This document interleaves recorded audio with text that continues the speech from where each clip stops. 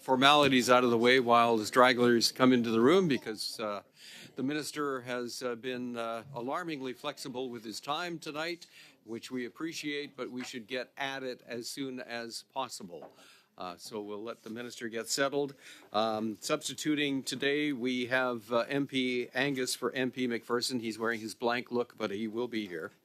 Dr. Ellis for MP Seaback, MP Bazan for MP Kamich, and MP Cooper for MP Lantzman.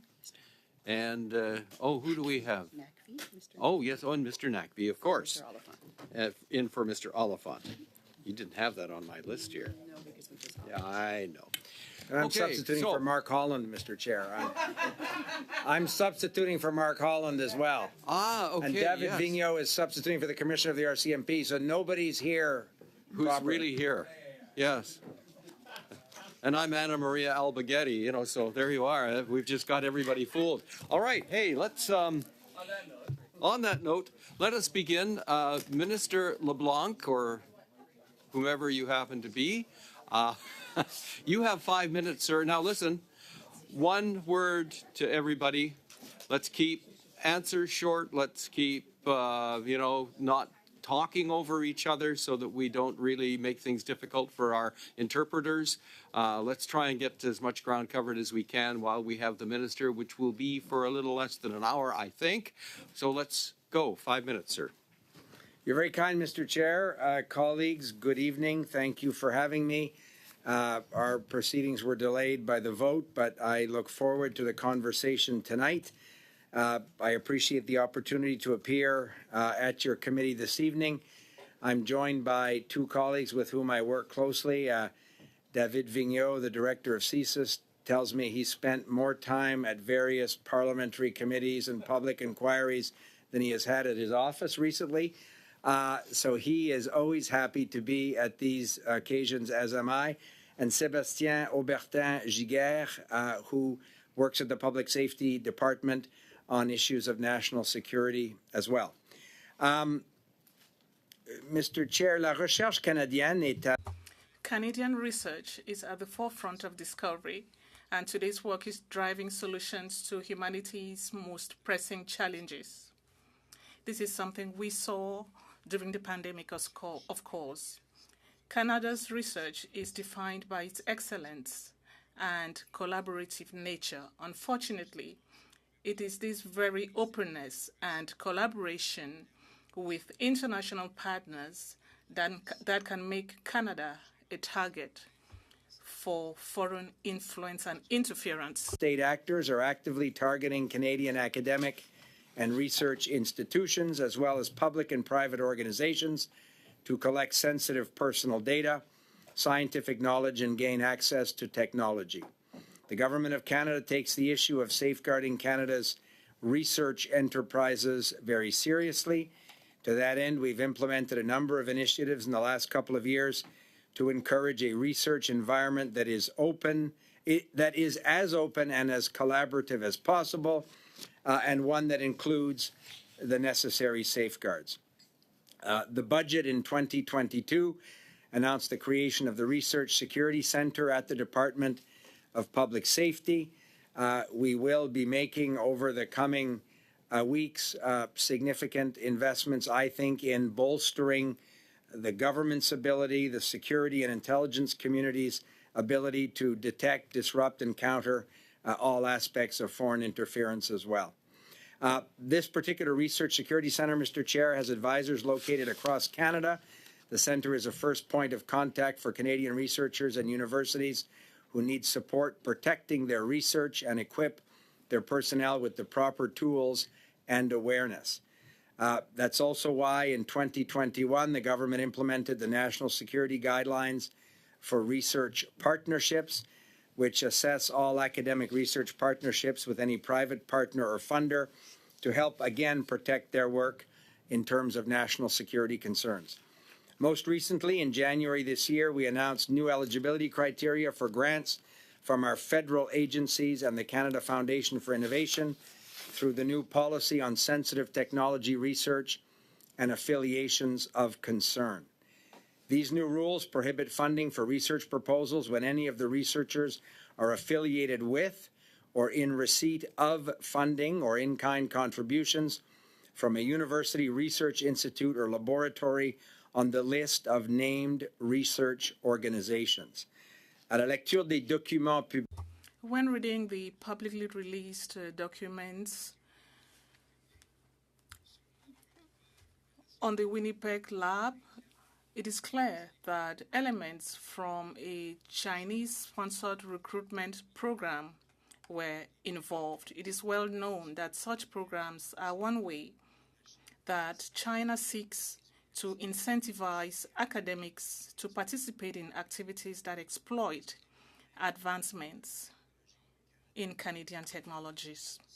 Through these programs, China's goals are to improve its military and intelligence capabilities, as well as their economic competitiveness, all at the expense of Canada's national interest. Initiatives which you've undertaken in recent years are aimed at stemming these sorts of foreign initiatives by arming Canadian research and researchers with risk awareness, tools for risk mitigation, and by removing their work from the cycle of foreign interference. And obviously, my colleagues from the Public Safety Department and the Director of CSIS can speak in more detail on these specific programs. And Mr. Chair, just to conclude, with respect to the two individuals who were employed previously at the Winnipeg lab, they are currently under investigation by the Royal Canadian Mounted Police. And as an investigation is ongoing, you, Mr. Chair, and colleagues will understand that as Minister responsible for the RCMP, it wouldn't be appropriate to comment on any other further specifics at this time. That said, I have the impression that maybe the questions won't exclusively be on those two individuals at the Winnipeg lab. And if I'm right, then I look forward to that conversation very much. Merci beaucoup. Thank you, Minister. Well, I guess we'll find out. Mr. Cooper, for 6 minutes are yours. Thank you very much, Mr. Chair. Minister, when was the Prime Minister first briefed about national security concerns surrounding the two scientists who turned out to be agents of Beijing at the Winnipeg lab, Dr. Chu and Dr. Cheng? I don't have the specific information of when the Prime Minister was briefed on these matters. Do you have, can you advise the committee when the Minister of Public Safety was first briefed? No, I can't. I wasn't Minister of Public Safety at the time. I have no information on that either. You are the Minister of Public Safety now, and you have ministerial responsibility. You answer not only for yourself, but for your predecessors. So can you undertake to provide those dates to committee? I'd be happy to ask the department to determine when my predecessor may have been made aware of this. And the Prime Minister? I can't speak for the Prime Minister, but I'd be happy. I'm sure somebody has taken note of your question. And the Minister of Health? Again, I don't speak for the Minister No, of but Health. No, I don't undertake Okay. for the Minister of Health. No. Okay. On March 23rd, 2019, PHAC received a fact-finding report that Dr. Chu and Dr. Cheng had violated multiple security and intellectual property protocols and were collaborating with the Beijing regime, including the People's Liberation Army. Why did it take 3.5 months until July 5th, 2019, before they were finally marched out of the Winnipeg lab, a Level 4 lab?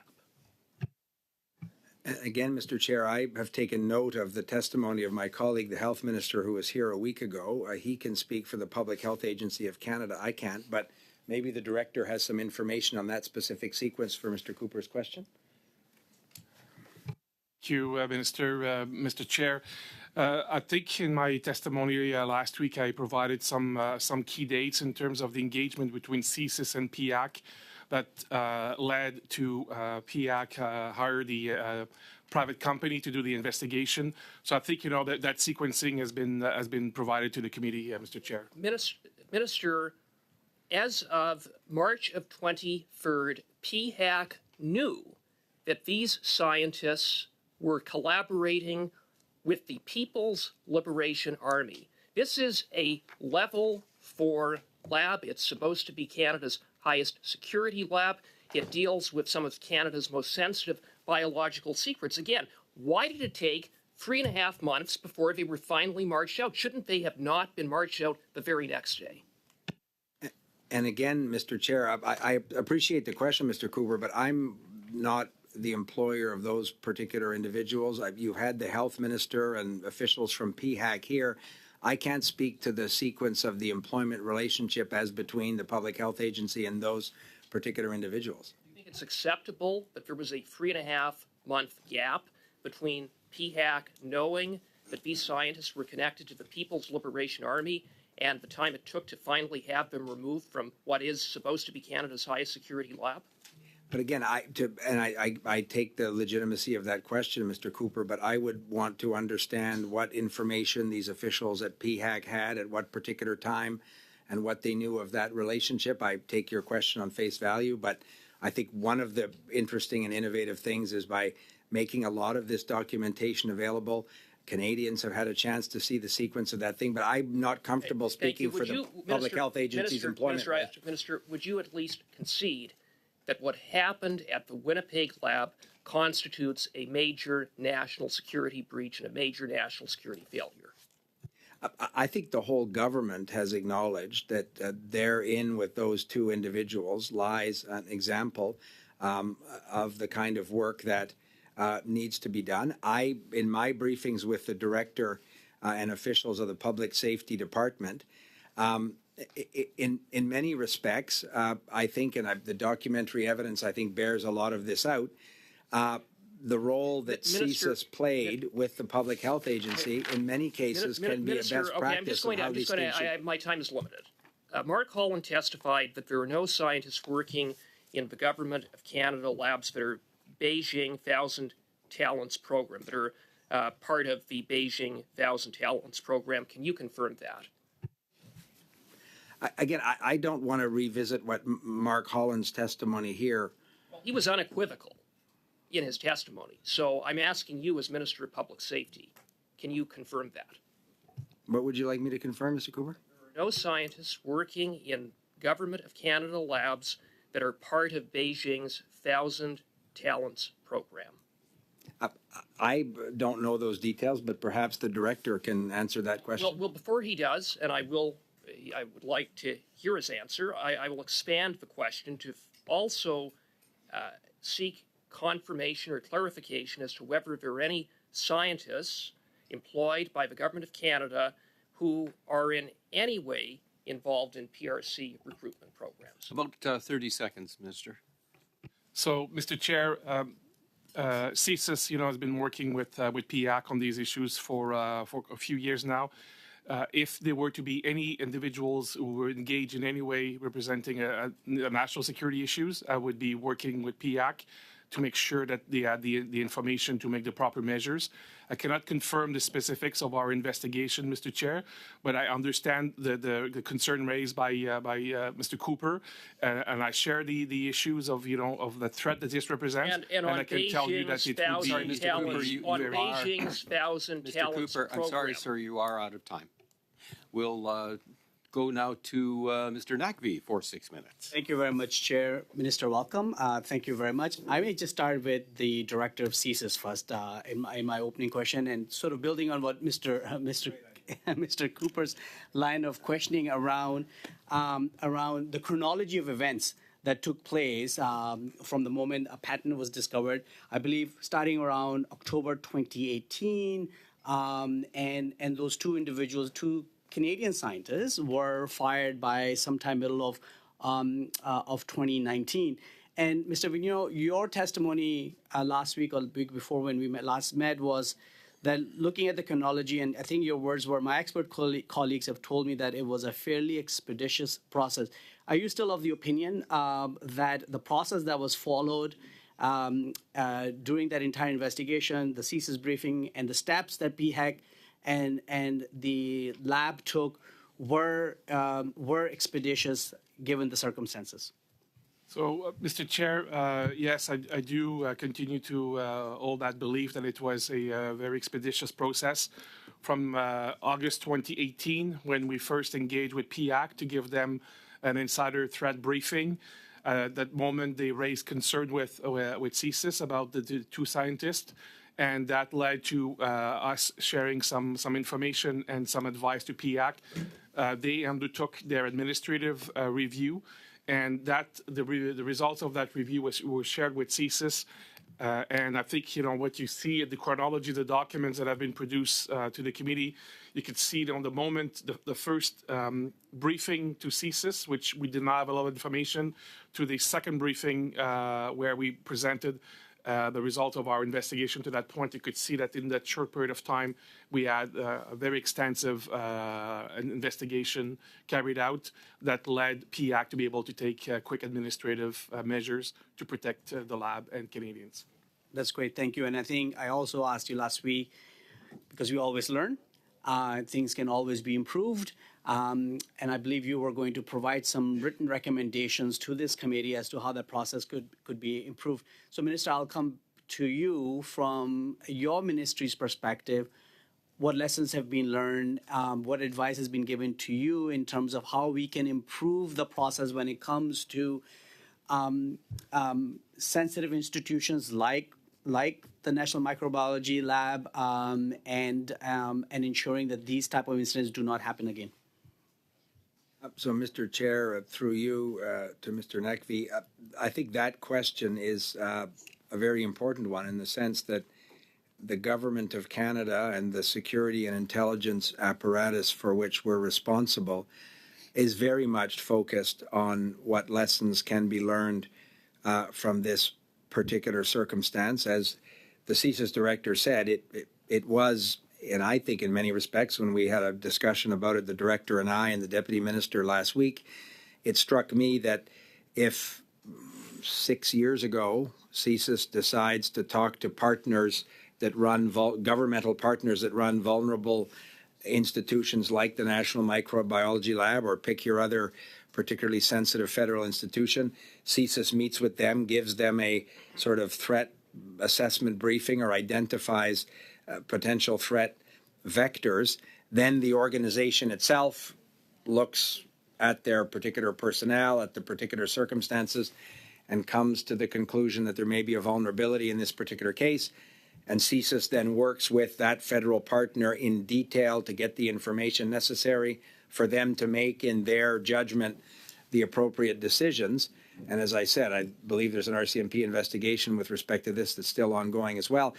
In many ways, Mr. Nakvi, this is a good example where federal security partners, RCMP, CSIS, Border Services, pick your particular security partner, should work with federal partners to help them understand this risk and help them manage what is necessary to ensure that that risk is contained or mitigated in the case of it turning out to be a real risk. That's one of the reasons why the director and I and my cabinet colleagues have been talking about potentially putting before Parliament amendments to the CSIS Act. One of the real limitations now is when the director wants to talk to people outside the federal family of federal institutions, governmental institutions, he's very limited by law as to what he can say.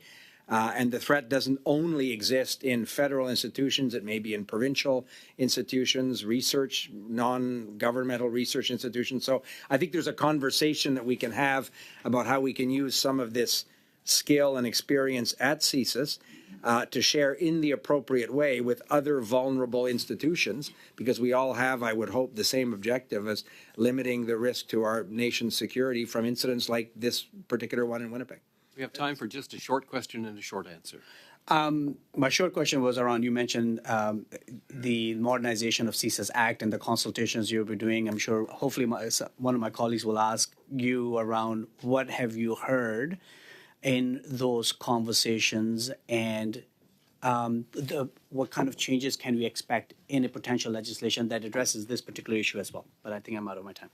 Right. Well, we'll hopefully get to that answer in a subsequent question. Nobody would hope I'm more sorry, than I I'm would, cracking Mr. the Chair. whip here because I want to make sure everybody gets their fair amount of time. Mr. Peopleâ, good to have you back with us. Your 6 minutes are up. Merci, Monsieur le Président. Merci, Messieurs, d'être. Thank you, Chair. Thank you, Minister. Thank you, gentlemen, for being here. Mr. Minister, you've been in government for a while now. I believe that you are one of the close confidants of Mr. Trudeau. I have a question for you. the relationship with China, to what extent were we naive? Without looking at the Winnipeg laboratory case,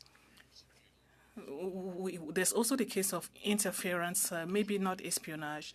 China has been active for a long time.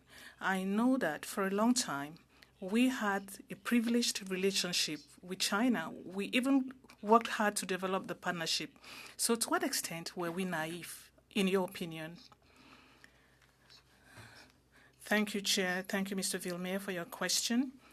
Thank you for your collaboration on such questions, because it's in our interest to understand the threat to our national security.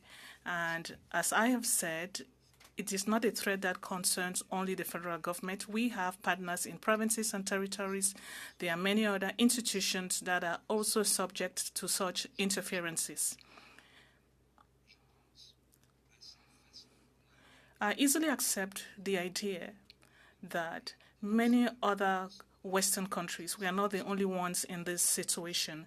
With my conversations with my American and British counterparts, there's no doubt that the countries of the Five Eyes group and other Western countries have seen their relationship evolve. Even at the time of CACN, when we had trade delegates in China. But now things have changed, mainly because of the actions taken by the Chinese government. The director talked publicly about this. There have been cases of unacceptable interference by China, and in the interest of the sovereignty of China and looking at our various institutions, this is a situation that is growing, and it's the case in many other countries. Hostile actions have been taken by China, and their economic power is also recognized throughout the world.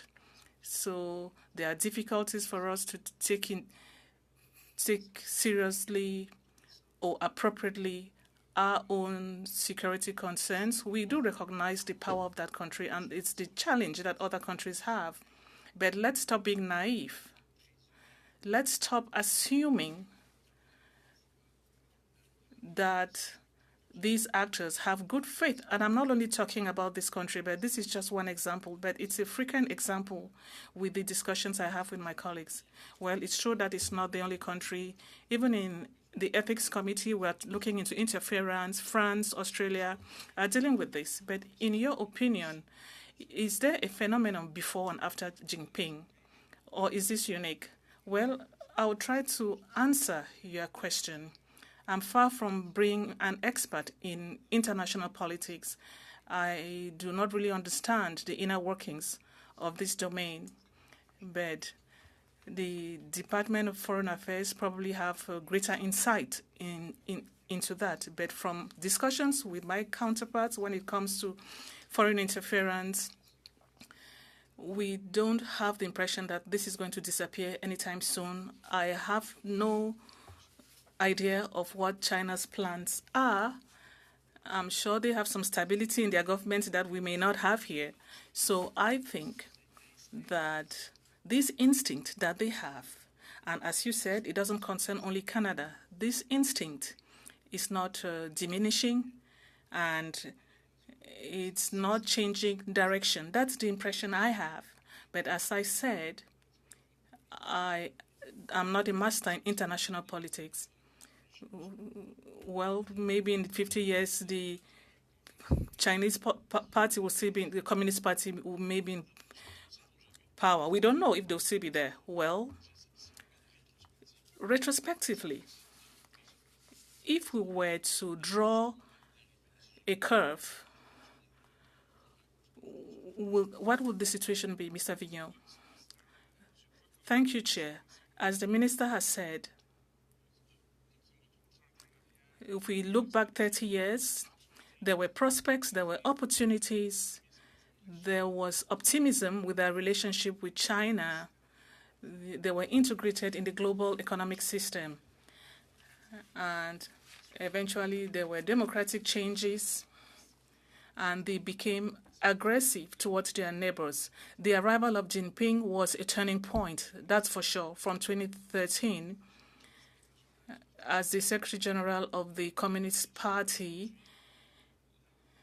things have changed. The last time I came, I talked about some events, for example, the ruling of the International Court of Justice on a case concerning China. China rejected the authority of international law, saying that it was their law and they were going to determine how things were going to go. So over the past few years, we've seen the Chinese government of Jinping take a direction which, unfortunately, for countries like Canada and our allies, countries that respect international law, respect international commercial standards for prosperity and security, unfortunately, the actions of the Chinese government are heading in an interest that runs counter to us. Thank you. I think it's 6 minutes. Thank you so much, Chair.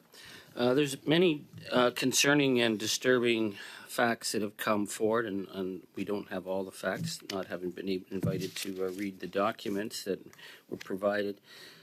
I'm really concerned about the March 2019 incident where Drs. Chi and Chang were implicated in a shipment of live Ebola and Hennepin viruses on a commercial Air Canada flight.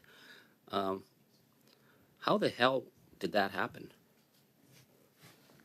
So, through you, Mr. Chair, to Mr. Angus, when I saw that reported publicly, I had a similar reaction to you. Again, the Public Health Agency of Canada would be the organization that can speak to those particular things, unless the director has. I don't have any info, but I had the same reaction as you, Mr. Angus. Then can we hear from CSIS then? I don't know. Perhaps the director wants. Thank you, Mr. Chair. The minister is right. You know, the specific details. I think PIAC is better placed to answer. What I would say at the more strategic level is that the approach of the Thousand Talent programs, the approach of the economic espionage of the PRC, is to acquire material, know-how, data that will enable them to pursue their objectives. Testified last week to the fact that there's also a very well-integrated military-civilian fusion system. I get all that. What I don't get is, am I reading from this that they walked out with vials of Ebola and got on a plane? When did the agency find out, and why were they not immediately arrested? How is it possible that you can get on a commercial plane with deadly viruses and carry them? Like, number one, how do you get through? Like, is this is a level 4 laboratory? Was anyone fired? Like, tell me what the investigation was, because this is very concerning. Again, Mr. Chair, and I understand certainly that the tenor of Mr. Angus's question, but these are questions properly for the Public Health Agency of Canada. The Public Safety Department or CSIS that aren't dealing with. Well, I would suggest that this is a question for CSIS because, I mean, I don't know, maybe you don't watch sci-fi movies like I do, right? But if you ever watch 12 Monkeys, you know what happens to the world, right? And you're thinking, wow, that's a crazy movie. And here I am reading, like, down and all the many things that go on is they walked out of a laboratory with live Ebola, and it took another 3 years to fire them. They weren't charged. Like, how does a lab have a level 4 accreditation if someone can pick up a vial of Ebola, stick it in their pocket, hop on a flight to China and give it to them? I think all this blame on China right now is misdirected. The blame has to be they walked out of a lab carrying deadly, deadly viruses. If something happened on that plane, or if they wanted to do something with that, people would have been hurt. So what steps, surely to God, CSIS investigated this. Isn't this a major threat? Mr. Chair, I think the question is absolutely legitimate. However, as I said, CSIS is not in the business of running the lab. This is why we went to them with our concerns about national security in 2018 to share with them our expertise. This is our job. We share with them our expertise, and then they reacted by telling us a number of issues.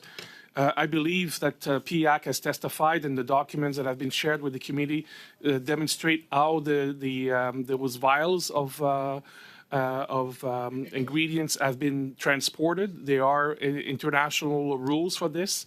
The problem is the authorization. So my understanding, and again, PIAC should speak to those details, it was not a security issue with those vials. It was an authorization issue, which speaks to more the potential espionage concerns. So you spoke to them in 2018 because we know in 2017 the Chinese National Institute filed a patent for an inhibitor of the Ebola virus that includes the one doctor as one of the key contributors. Was she taking research that she had done in Winnipeg and being allowed to file a patent? Because she gets the Governor General Award the next year for innovation. So, you know, again, I'm not the brightest guy on the planet, but my red flags are going off.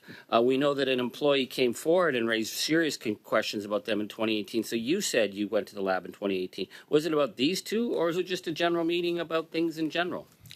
Mr. Chair, the documents are, I think, provide a level of clarity about this. And in my testimony last week and this week, I spoke to the fact that we went to the Public Health Agency and the lab to share with them our concern about insider threat, specifically about, you know, the type of environment they're in. And it's at that point that they raise specific issues with those two individuals. Right. We launched our investigation at that point. And in response to Mr. Nagvi, I mentioned that, you know, from that time to the moment where we were able to provide very clear indicators of significant national security concerns, it was done in a fairly I get that, and my time's running out. And I realize you have to be fair with people. You can't just hold them up and jail them or whatever. But when we go back to the fact that serious virus threats were removed from that and carried on commercial airliners, the fact that they were still able to go back to work the next day once it was found out, to me, is a massive breach of obligation. And how do we reassure our international partners in the Canadian public that we are going to protect them with the deadly viruses that are out there? That's a question that perhaps we can get answered on Friday, because PHAC will be here, so you're all invited back, okay? Let's go to our second round for 5 minutes or less. Dr. Ellis. Thank you very much, Chair, and thank you to the witnesses for being here. Mr. Vigneault, you were here with us last week. I just had some more questions around the talent or recruitment programs. You know, how can you reassure Canadians that there are no further PRC-based scientists who are part of talent or recruitment programs working at government labs in Canada? So, Mr. Chair, I think the one of the element I've talked about is the work of this committee, the work that we've been doing with public safety and with ICED, and specifically with CSIS, in terms of, you know, making sure we talk about these issues. It is very important, because it's only through the knowledge of ourselves, but also of other people, that we'll be able to address the concerns expressed. By definition, these approaches are covert. They're trying to obfuscate their approach. The more we talk about it, the more the PRC is adapting its methods. I talked about the fact that this is a cat and mouse game. So the better we are, the better they are changing and they're obfuscating their approach. So the best way for it to answer the question, Mr. Chair, will be to say that we can never rest on our laurels on this. I think, you know, it's a good thing that we're able collectively to identify these two. My concern as director of CSIS is that it's a relentless effort by the part of the PRC. They are using all methods to be able to acquire technology, know-how, and data. And from that point of view, I'm not sure that anyone can provide a level of 100% clarity on this. But I think what from CISA's point of view in terms of transparency is that we are absolutely focused on the issue of talent programs. And that's why we've been talking and writing and publicizing and engaging directly with those organizations who are susceptible to be infiltrated by the talent programs. And so, therefore, is it fair to say you still have some ongoing investigations at the current time? Mr. Chair, unfortunately, I will not be able to speak about our ongoing investigations. Thank you. Is it fair to say also, Mr. Vigneault, through you, Chair, that CSIS provides security background, but the president of PHAC has the opportunity to provide a security clearance? Is there a way to circumvent that program? So, Mr. Chair, the government policy is quite clear that it's the deputy head of any organization who has the authority to grant and revoke a clearance based on the security advice that the deputy head receives. I had mentioned last week that there is that the Treasury Board Secretariat who is in charge of that policy is modernizing it as we speak. And Mr. Nagvi, to your question earlier, when you talk about the advice, I will not be providing advice to anyone, but I just said it would be an opportunity here to the work of this committee to speak to how the issue of government clearances are issued is being reviewed as we speak. So I think there's an opportunity. Yeah, I guess, though, through you, Chair, is it possible at the current time that when these scientists were working at the National Microbiology Lab, that someone could have circumvented that process? So the executive director, for instance, could say you can work at this lab without the completed work by CSIS? If Mr. Chair, if I understand the question, if someone was to allow people to do work that requires a clearance without that person having a clearance, that would be a serious violation of the policy. Okay. And so I would say that this is something that would be, of course, of a real concern. Perhaps through you, Chair, to you, Minister, why was a private security firm engaged to undertake the original investigation, Presidia, and not the RCMP in this particular case?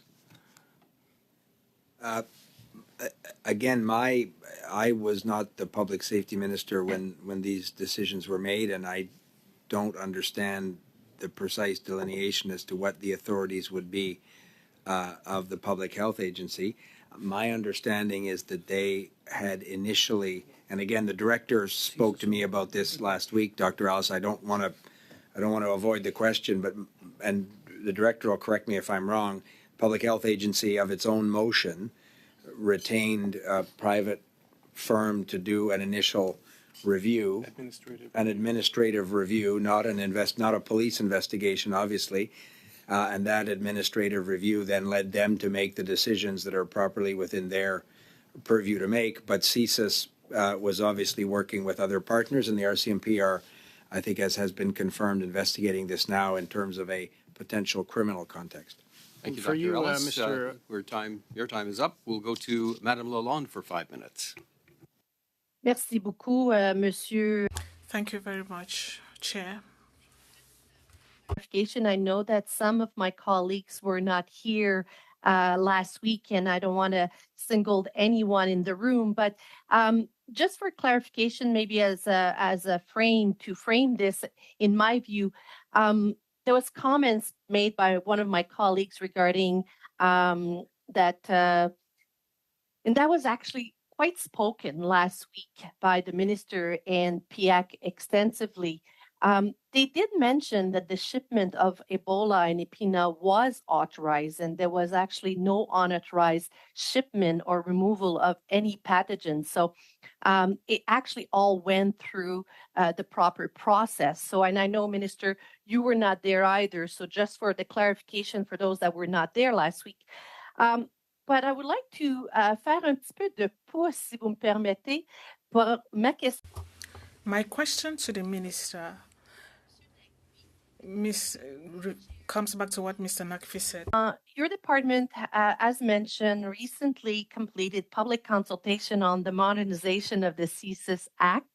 I know that you wanted to engage. We were looking for your feedback. What feedback did public safety officials receive, and when can we expect to see updated legislation introduced, please?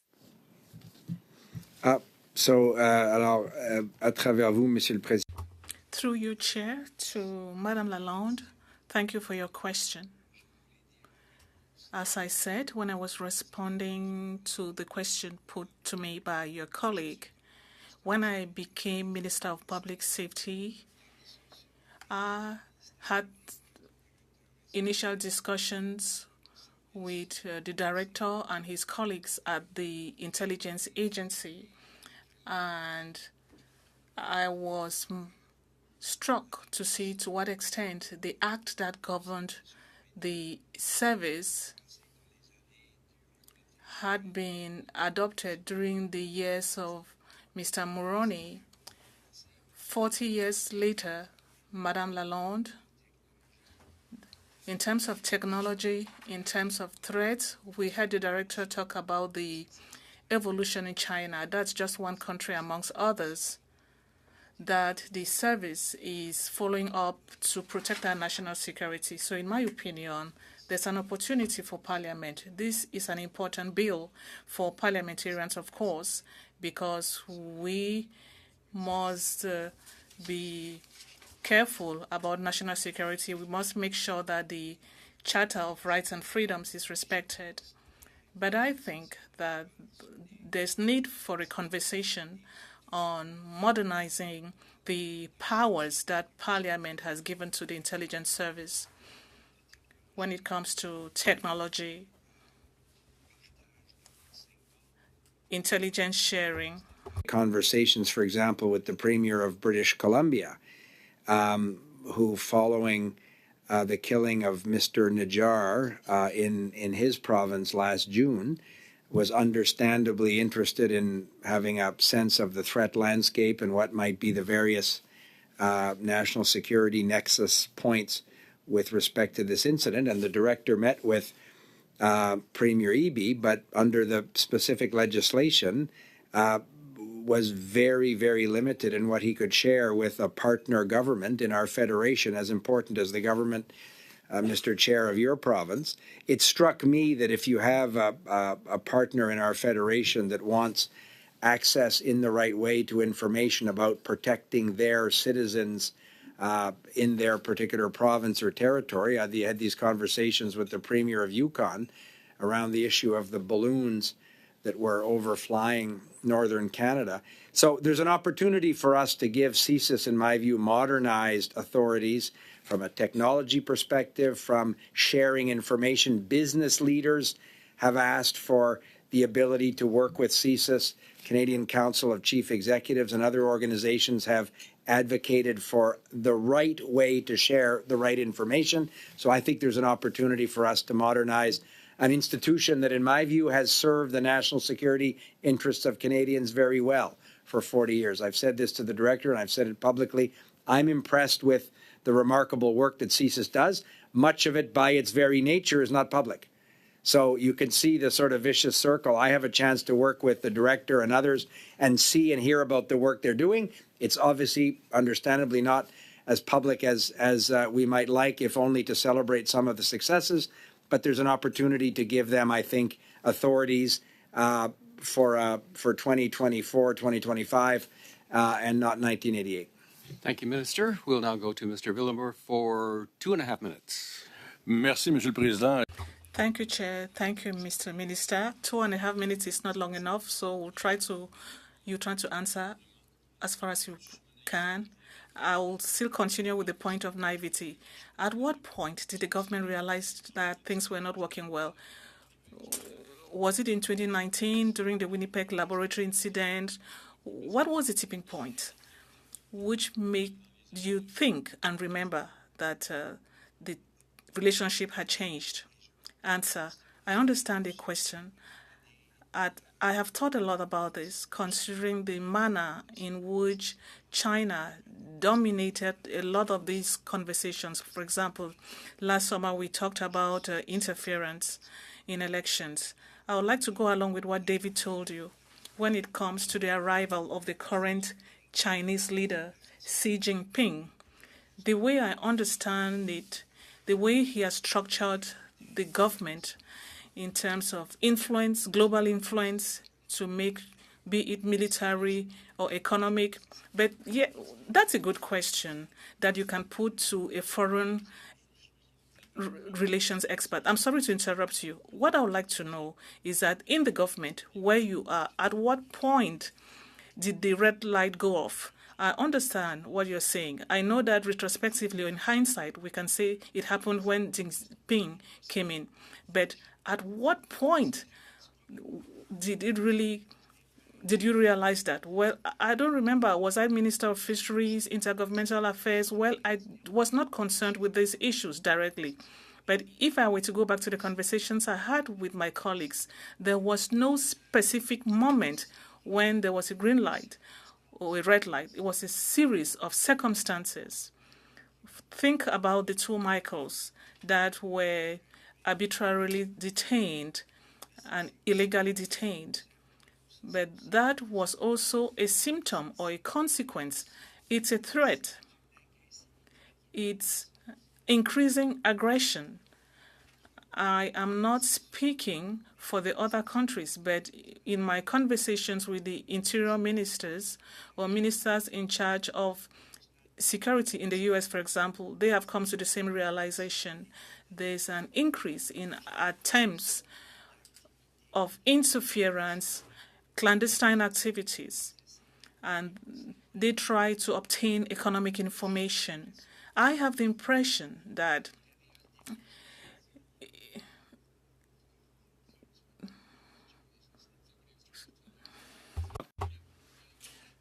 quelqu'un voulait vous faire savoir que vous n'avez plus de temps. Bon, j'aime bien mon collègue, mais est-ce que... Bon, vous pouvez laisser de côté vos téléphones. Monsieur Gengus, vous avez 2 minutes et demie. Merci, Monsieur le Président. Cette question m'interpelle particulièrement. La surveillance étrangère avec l'informatique quantique. Vous savez, les Américains surveillent toutes les bots, les faux comptes qui avaient eu lieu durant le convoi. Le Congrès américain a identifié des faux sites qui étaient reliés à la Roumanie, mais en plus particulièrement à la Russie. Et la Russie crée de la désinformation et veut créer des mauvaises conditions. Et c'est ce qu'on a vu durant le convoi. Donc, quelles actions le gouvernement entreprend-il pour faire face à ces enjeux d'ingérence étrangère par l'entremise d'intelligence artificielle, de deepfake et de simulation? Très bonne question. Je partage les préoccupations exprimées par M. Angus concernant les dommages que peuvent causer ces nouvelles technologies et que les étrangers qui font de l'ingérence peuvent avoir. Bon, M. Blinky, votre collègue, veut apporter des changements législatifs pour encadrer ces problèmes. Bon, on est tous au fait de ce qui est vu dans les autres, ce qui a lieu dans les autres pays. Durant mes réunions au SRS, on m'a démontré comment la technologie peut créer si facilement du matériel qui pourrait avoir des grandes répercussions de sécurité.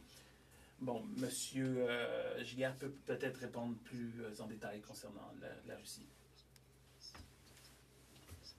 Bon, la Russie. Repeating information, different news, divisive information, very active in that space.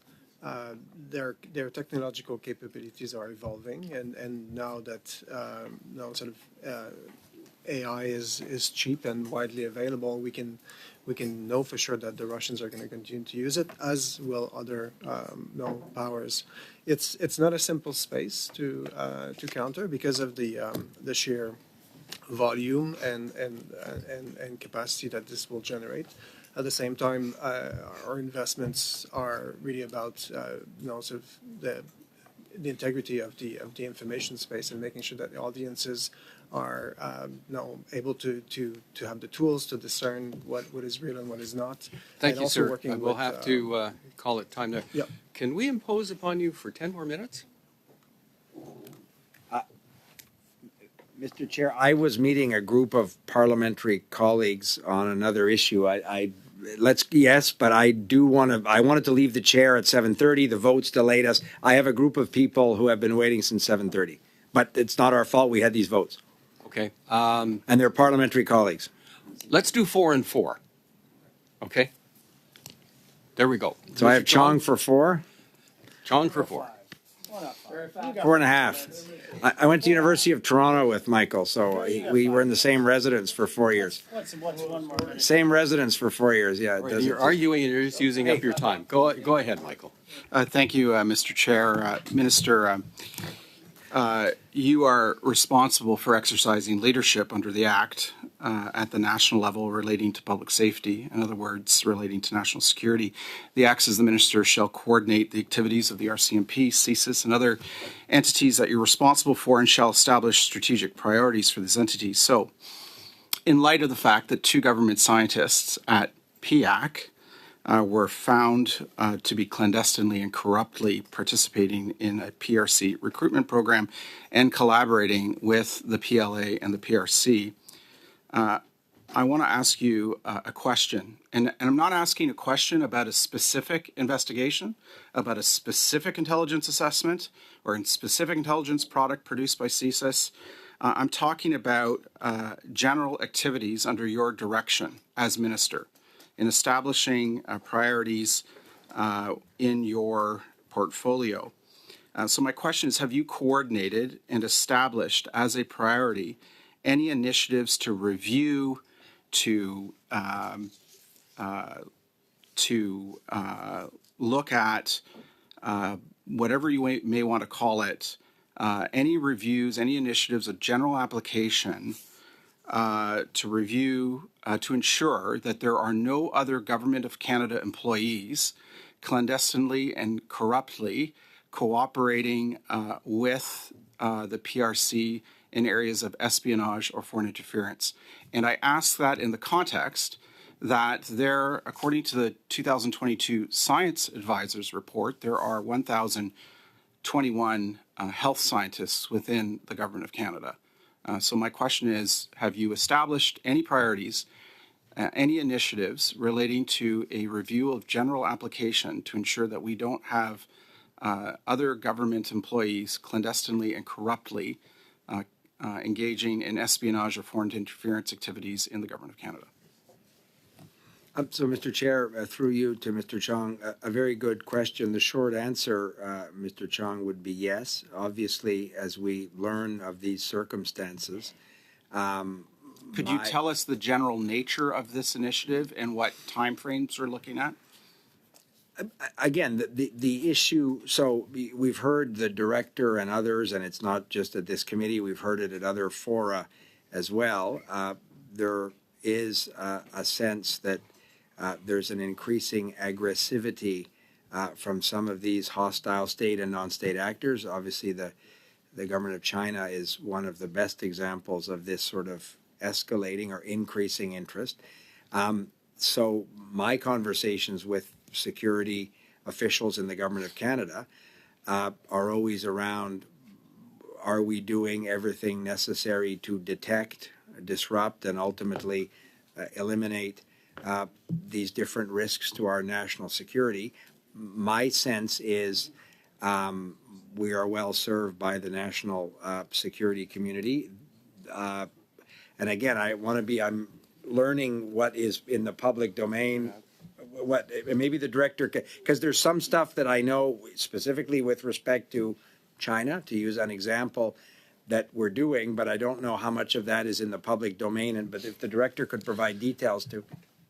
So, thank you, Minister. Mr. Chair, through you, the specific set of circumstances you're talking about, the infiltration and the potential recruitment or espionage activities of the PRC or others vis-a-vis the science-led research of the federal government is not just because of the Winnipeg lab issue, but because of other cases that we know of, has been something of importance to the government. The late Ian Shugart, when he was clerk of the Privy Council, put together a task force on research security across the government to essentially do exactly the kind of work, try to do exactly what you're saying, Mr. Chong, that needed to be done, which is bring together security, bring together the research institutes, the research department, or federal department, and essentially take these two ecosystems that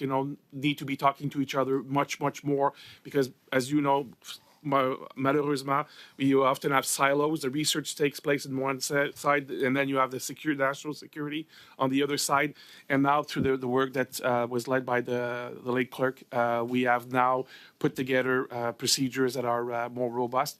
I think that might be something that could be shared with the committee. Let me thank you. We're now out of Mr. Chong's time. Okay, thank you. Mr. Frankenstatos, you have up to 5 minutes. Less if you can Mr. Chair, but because I thought the directors, we will check, and if we can share, for example, what the late Sugar, sure, I'd be happy to undertake to share as much as we can on what is I thought a very reasonable question. Thank you. Yeah, thank you. All right, Mr. Frankenstatos.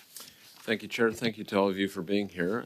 My question is on dialogue that could be taking place between us and, let's say, Five Eyes allies or other allies, learning from this experience, seeing whether or not there's other ways we could ensure this doesn't happen again from the experiences of other countries. Obviously, it won't be exactly the same, but if there's advice or actions that we could take based on their experiences, any thoughts on that?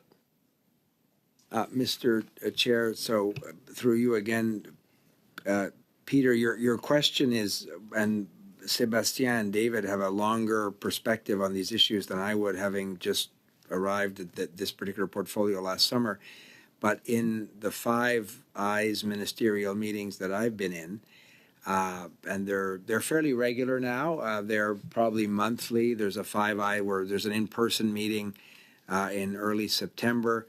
I've traveled to the UK and to Washington to meet my counterparts, and what strikes me is how very similar their experiences are in terms of, and I had this conversation with the U.S. Homeland Security Secretary, who has, I think, 260,000 employees in his department alone, and what are they doing, and how are they managing the obvious risk to their national security from people, as David said, who might be compromised or who might represent a particular threat. So we're certainly sharing amongst Five Eyes countries the best practices or their experience.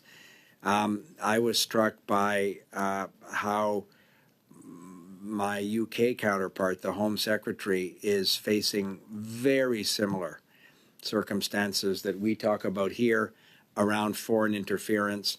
Some of the same countries are doing some of the same things in the UK that we're seeing happening here.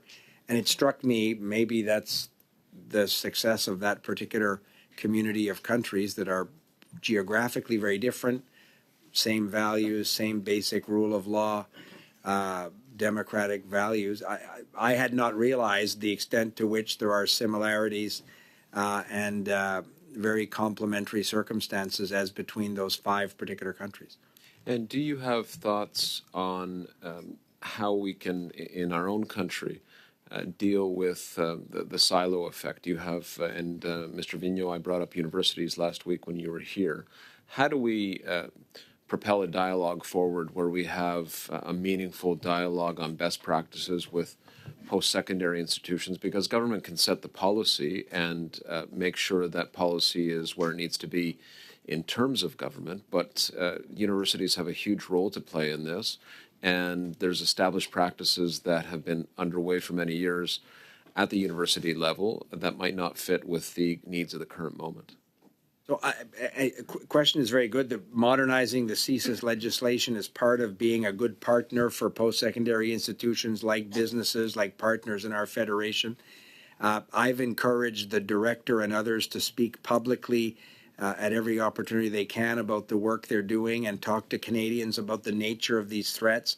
A citizen resilience, and these are institutions that are great examples, is absolutely part of what I think can be a constructive mandate. But Sebastien, I think, may have, with respect to the post-secondary education sector, Peter, specific answers that will be more fulsome than mine.